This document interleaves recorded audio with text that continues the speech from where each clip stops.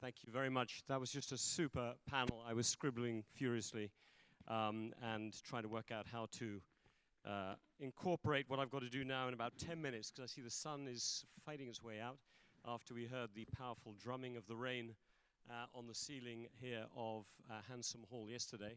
I like to think that the way sun has come out at the moment says something about the positive nature of the conversation we just had, and that we've been able to make a little bit of progress in our conversation. But I'm literally going to try to take 10, maybe I'll go to 5 past, because I had 15 minutes on my agenda, and I know that Leslie had to start her panel a few minutes late, so I'm not going to begrudge her those 5 minutes at all. What I thought I would do is just do a quick run through of some of the themes that I think we covered, and some of the themes in terms of answers that I thought I heard. Give you, literally anyone here, a chance to say, I'm very frustrated, this point has not received enough attention, or why didn't I hear more about this or that? So you'll get a couple of minutes to do that, and then I want to do some big thank yous as well. So if you can bear with me, just to help and to keep you awake, I thought I would at least remind ourselves where we came from with what is on your mind, or what was on your mind in the big survey that we did, that we had over 200 replies to before we came here. And we kind of organized it all into this structure. For those of you who were not here yesterday, the thing that I found most intriguing, but is very parochial, is that Brexit, from being rather big in 2018, has disappeared somewhere between the M and A of climate, which was rather appropriate, I think, at this time. But what did we hear? I think, you know, we certainly heard quite a bit about these big themes. I think you talked about what you wanted. Populism, John Major, I think in a way captured everyone's mind here and everyone's spirit with his comments about it, not least that, remember, populists never fail the first time. They leave their people disappointed and blaming others. So we've got to remember we're at the front edge of populism, not necessarily at the back end of it. And I think the point that Javier just made from the Ford Foundation, I think he's still here, a minute ago, that populism and that fragmented domestic politics then tips into foreign policy as well, and into the kind of rule making that we've been discussing. China, which is strongly there, was heavily part of our discussion, principally in the security field. But one of the things I took away, actually I thought with my colleague Yujia's important remarks about the rise of inequality inside China, the vulnerabilities inside China. We spend so much time talking about it from the outside. And she gave that great line, which I've seen frequently retweeted already, that China's stuck between Karl Marx and Karl Lagerfeld, which I think for those of you who weren't here yesterday, you will appreciate. The fact that climate was so big, I'm pleased it is, because I think it's correct. Certainly Chatham House has a huge amount of work on that at the moment. It had not been a big feature last year. But climate sustainability, we heard a lot about the risks. Martin Rees, Montexing Aluwalia, Laura Tuck, I mean, all on the plenary sessions were absolutely loud about it and the sustainability agenda. But what really worried me about it in there was the question about equality. Because we in the UK, and maybe other parts of the West, are very proud of the direction we're making towards our carbon reduction targets. But as Montexing Aluwalia said, remember, it's per capita. It's not simply gross numbers. And you might be very pleased if you can hit net zero in the UK by 2050, but most of the developed world needs to be negative zero, whatever that is to the mathematicians around here, because you've got to leave some scope for those developing countries to get to where they will. And maybe they will be increasing, almost certainly be increasing their carbon footprint over that period. We had quite a bit on the sustainability agenda and equality on profit for purpose, profit with purpose, and a license to operate in the conversation that Jim O'Neill shared yesterday with a very strong panel there.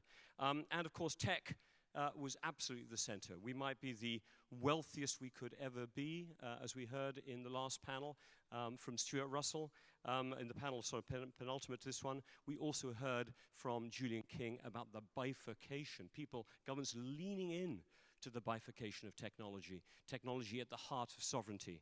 And Samir Saran, I loved his line that actually I'm not so worried about whether the lunatics get hold of technology, is the technology is creating more lunatics. And so when I think of this whole world, we are in London.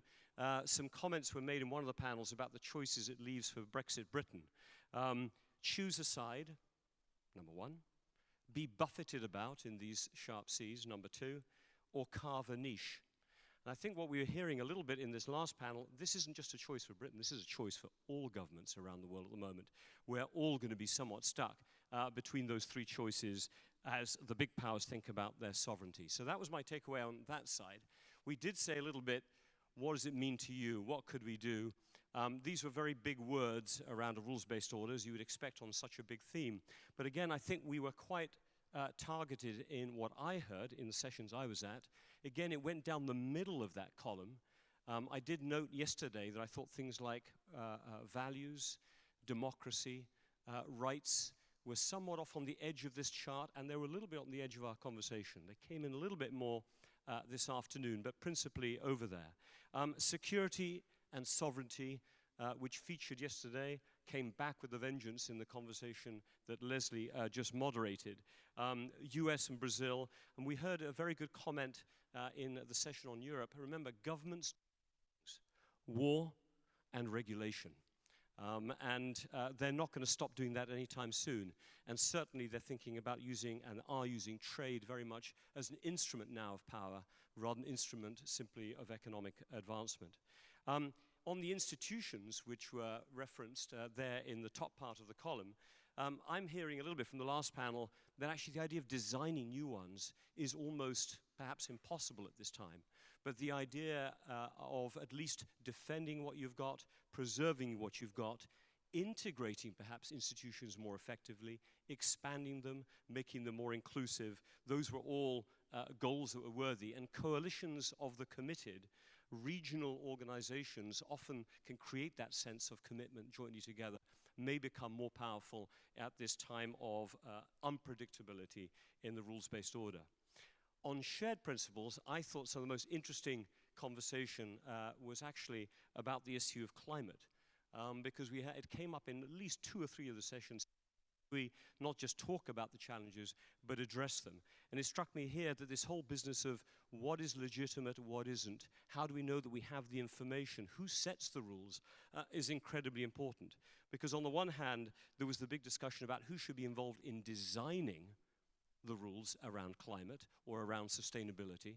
And here I think there's plenty of agreement that it needs to be a multi-stakeholder approach, whether it's design of IA, design of sustainable cities, the comment that was just made by Julian Ventura, mayors meeting on the margins of the trade discussions, trying to write their own rules. You're likely to have probably quite a multi-stakeholder approach involving all of us in this room on the design part, which is so important for the rules going forward. But if you're thinking about enforcement, and if you're thinking actually about writing rules, what I took away is the only groups that have the legitimacy to do this, and legitimacy was an important word here, are governments.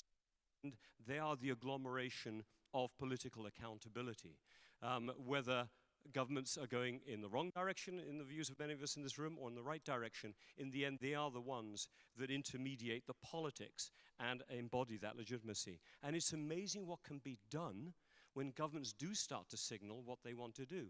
Look at the discussion we've had in our meetings around the world about the importance of carbon pricing or carbon tax. Suddenly it starts to look like something governments are taking that bit more seriously, partly as a result of public pressure.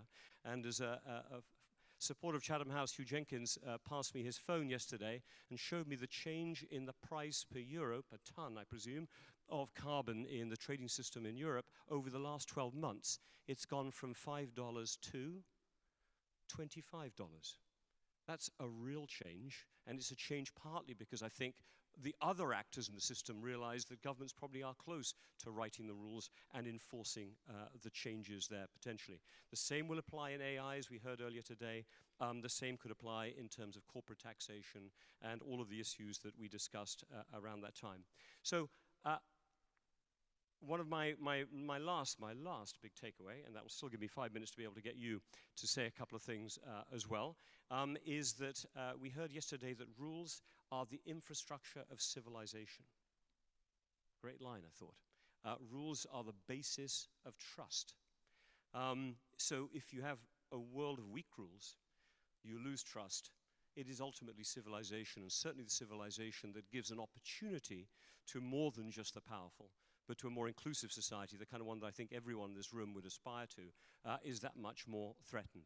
So that's my scribbled synopsis while trying to listen at the same time to the good remarks of the last panel and several of the other ones. But we've got literally 5 minutes, and I'll still be on time, to give you a chance to say what you think I've missed.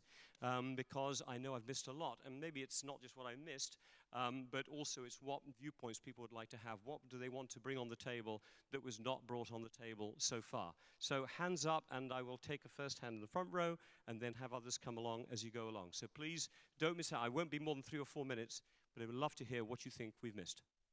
Very, very quickly with the diagram, the last one, not this one, the next, the pre. So. Is that it? There it is. So what was a little bit alarming to my colleague, and she told me, and of course I then spotted it, was that I'd like to see if anyone can spot the word gender, which is alarmingly small. As small as Brexit, I'd say, and see how the others. What? And I think it is worrying, because I think whether, you know, with all Me Too, I think it's still, the feminist agenda is still very much a cultural movement. It hasn't moved into real mainstream in terms of all those levels of decision making that women should be populating. What was interesting this morning on the Today program is they had a segment where they explained that a lot of investment banks are targeting women now as future clients because they're holding quite a lot of assets, not just inherited, it's made, it's earned, but through entrepreneurship, which is, to me, again, it's great because they're going to make now investing decisions for the next 10, 20 years, which might be a good thing in the way they choose how to invest their money. But it's still not coming from traditional ways of, inside authority, etc. Great. So gender, an issue that should have been on the topic. It wasn't. Thank you for coming in. I've got lots of hands going up now. Yep, please, gentlemen there. And I've got 2 over there. Yep. Youth is missing, which is quite striking given that in the last year or so we've had a groundbreaking UN study on youth peace and security. Thank you very much. I hope one of my colleagues is writing these things down because I haven't got time to write these into my notes. So we had the gender issue, and I'm going to throw Chatham House in twice.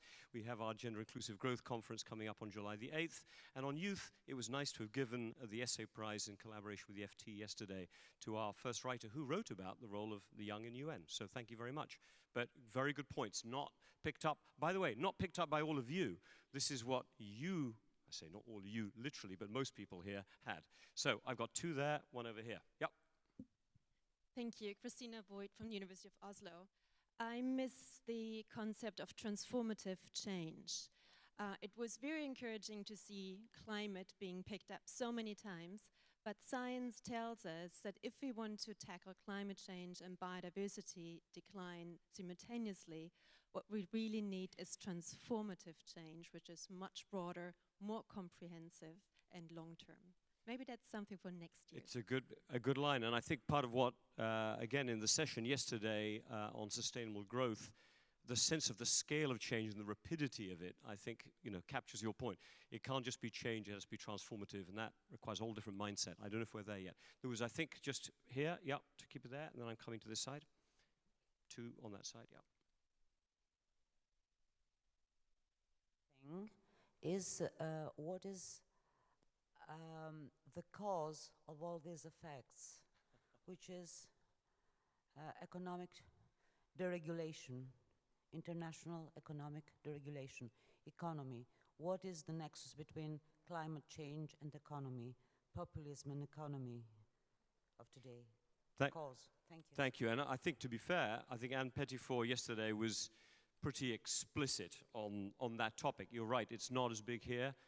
I think some of the comments we picked up yesterday, and it was a debate on the panel, addressed precisely that point. So I'm glad, again, as we capture it, it wasn't on my list, I just gave here, so thank you for putting it out on the list. Yeah, Elif, and then to... Yeah, I think most of the clashes that we're experiencing today are taking place in the field of culture. And we need to pay more attention to culture, to emotions, to perceptions, things that might not be very easily transferred into measurable data. But I don't see the word culture over there. And this has been the problem for all of us, if you take the microphone back there, right from the Brexit debate to everything, is that people try to combat the battle over identity with a battle over numbers. Look, GDP is going up. Others are saying, yeah, but I feel insecure, I don't know who I am. So very difficult, I might say, for think tanks and so on to know how to handle that topic. any advice you may give to us. I know we had a session over breakfast this morning that tried to get into that, which you participated in, but if anyone can give us more ideas how to blend that into the next panel, that'd be great. Bernice. I observed that we seem to be more confused about who is accountable. Who is accountable? So while we talk a lot about the means, the transparency, the stakeholder engagement, it's less clear to me who is responsible and who can we hold responsible for the future. And I was trying to indicate that I felt maybe we should hold governments accountable. If they're responsible for enforcing, if they're responsible for writing, even if a much broader group is responsible for designing, and that would be my mental distinction, then let's hold the governments accountable. Sorry, governments who are in the room. Right, over there, please, and then over here. Mark Stowe from Scenarios for Summits. Talking about future scenarios. What I see here in observation is a very positive drive and some really things that we have to do. But I also visit a lot of conferences in the defense and security world, and I see a lot of scenarios in the future, and I think we should also be ready for some really bad stuff. And what I'm missing here at this moment is a certain awareness of things could really go wrong, and to be sure, we're not ready. We are not ready. Well, thank you. Hope you don't get the last word, thank goodness, on the... But thank you, because I think you and your team put the scenarios together, and we've had a lot of good feedback on it. It's a good innovation by my colleagues in our team to put that in there. So thanks for bringing that point up. And scenarios are about thinking the worst, so that hopefully it doesn't happen, because you've prepped for it. But hopefully it's not just for resilience. Yeah, please. Well, I don't have a positive message, but I'm Daniel from the Center of Study of Corruption from Sussex University. What I missed was the concept of informal rules. It's a thing that is really powerful in the study of corruption, because we always try to apply new rules, always, and we have any change. So sometimes you have to understand how some countries, you know, for example, in the financial world, financial sector, there's some informal rules, for example, dark money, illicit flows. Sometimes you need less rules, and you need to, just to enforce the rules, really. Yeah. Enforcement again comes back to that point again. So look, okay, right, yes, Mariana. This is the last comment, and then I'm going to thank yous. But these are nice wrap-ups of things we may have missed over the days, or I certainly missed in my conclusion. Yep. Yes, thank you very much. I think that should be interesting to add practices and theory about conflict prevention of international conflicts and civil wars. Thank you. And I'm going to use that as a segue to finish on a positive note. You might think that's impossible, but it is possible. Because of the three big themes that Chatham House has set itself to kind of try to help guide or mobilize our research agenda into 2020 next year, which is, I think most of you here know, will be our centenary. So we are particularly focused, as you could imagine, on what are the parallels of the 20s and 30s and the parallels of today, and that came up a little bit in the conversation today. What I would say is I think there are lessons we can learn. So I've talked a lot here about the sustainability agenda, so sustainable, inclusive, equitable growth is one of our big themes. Second one is rethinking governance structures on all the levels that you've discussed over the last few days. But the third is that one. How do you prevent the escalation of tensions into major conflicts? And this idea that we really do need to think about the worst. But what I'd say on a positive note is we have learned a lot over the last 40, 50, certainly 100 years about how to avoid really extreme conflict. And it did come up, and George Robertson made some comments about this in the panel yesterday. But we better not have to reinvent the wheel in a world of such great independence as we have today, because if we were to try to reinvent the wheel at the same time as capture this very busy agenda that you've all contributed to these last few days, we won't make it. So with that, I am going to move to some thank yous and let us all take a break. It's Friday afternoon. As I said yesterday, we would not be able to do a conference, get all of you together, have the wonderful event that we've had, and be able to give this much time and thought to it without the support of our sponsors. As I said yesterday, and my microphone is still on, Chevron has been a founding partner of this conference right from the beginning, from 6 years ago. So special thanks to Stuart, to all of the team there and the colleagues back there. We're particularly grateful for their support. Open Society Foundation which is a support of the conference and also helps us get a lot of our young next generation people through its networks. We're extremely grateful to them as well. And they've also been able to partner, therefore, and us to partner with a lot of other scholarship schemes. The Site Foundation from Mercator, I think Bosch, all sorts of groups, Chevening, which has helped make sure this is an intergenerational as well as international and balanced and diverse conference. And MSD, who have been a great new supporter of the conference this year, Luminate, Reliance, and UPS, thank you all very much. And for those of you who can remember the drinks yesterday evening, Diageo kept us well lubricated with some wonderful cocktails, which we needed after a long day. My other thanks to all of the speakers, and I will thank the ones I can see over there, because they are here at the moment. There's a few of other of you who left as well, and the moderators, because I tell you, keeping the energy for this kind of conference is a lot about the moderation. So a big thanks to all the moderators as well as the speakers for doing a super job. And a thank you to all of you. As I said yesterday, this is very much, as you probably gathered, not a conference about us telling you. It's about us having a conversation, all of us together over the course of these 2 days. So thank you for being so contributory in what you've all done. And last but not least, obviously, I want to thank my great Chatham House team and colleagues here. I can't call them all out. Where are you? Where have they gone?